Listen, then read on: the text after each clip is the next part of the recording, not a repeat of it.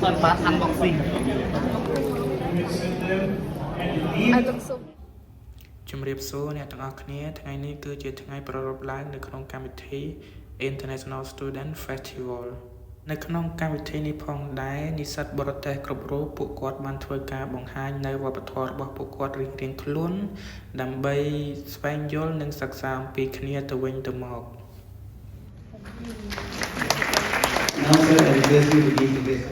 មុននឹងធ្វើការចាប់ផ្ដើមនៅកម្មវិធីពួកយើងបានធ្វើការគោរពភ្លេងជាតិរបស់ប្រទេសឥណ្ឌានិងពិធីគិរវកិច្ចមួយចំនួនក៏ដូចជាការសូត្រមន្តរបស់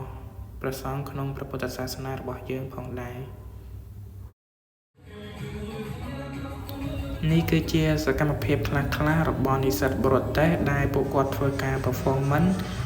ទៅលើ culture របស់ពួកគាត់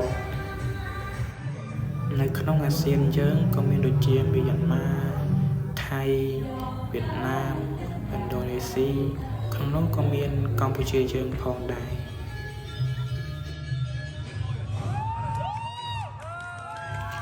សម្រាប់និស្សិតខ្មែរយើងពួកគាត់បានជ្រើសរើសការបង្ហាញនៅល្បុក្កតោ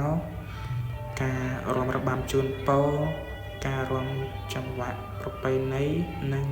របាំក្រមាទៅកាន់បរទេសជាចុងក្រោយខ្ញុំសូមធ្វើការអរគុណទៅដល់ពួកគាត់និងអ្នកទស្សនាទាំងអស់គ្នាហើយពួកយើងទាំងអស់គ្នាគឺជាផ្នែកមួយនៃការអភិវឌ្ឍប្រទេសជាតិរបស់យើង